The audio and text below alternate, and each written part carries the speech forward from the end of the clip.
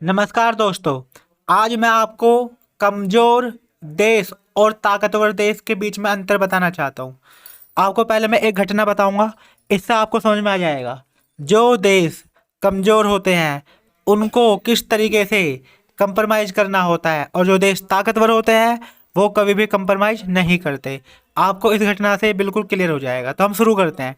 8 दिन पहले तुर्की में इजराइल के दंपत्ति को तुर्की में सैन्य जासूसी करते गिरफ्तार किया गया। गिरफ्तार करते समय इजराइल का यह दंपत्ति तुर्की के राष्ट्रपति और मुसलमानों के नए नए खलीफा बने एर्डोगन के आवास के पास वीडियो बना रहा था, और इस दंपत्ति के पास तुर्की के विभिन्न सैन्य ठिकानों के फोटोग्राफ्स और दूसरी चीजें मिली।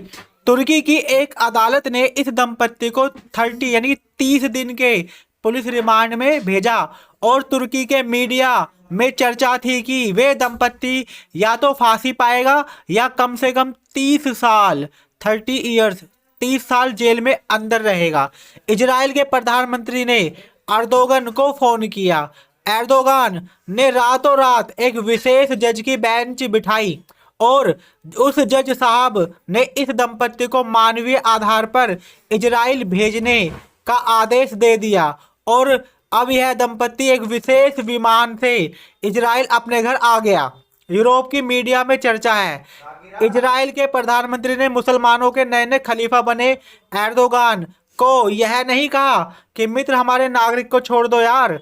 उन्होंने कहा है कि अगर कल तक मेरे देश का दंपत्ति रिहा नहीं होगा तब तुर्की का नाम निशान दुनिया के नक्शे से मिट जाएगा। और यह कोई धमकी नहीं है, हमने भूतकाल में किया है। इस धमकी के बाद खलीफा की फटकर फ्लावर हो गई, और खलीफा इतने डर गए कि रातों रात एक विशेष जज की बेंच बुलाई गई और उस दंपत्ति को स्वाभिमान के साथ रिहा करा गया, और उसके देश इजराइल वापस भेजा गया। इसे कहते हैं लोगों की अपने देश के प्रति श्रद्धा और ताकत।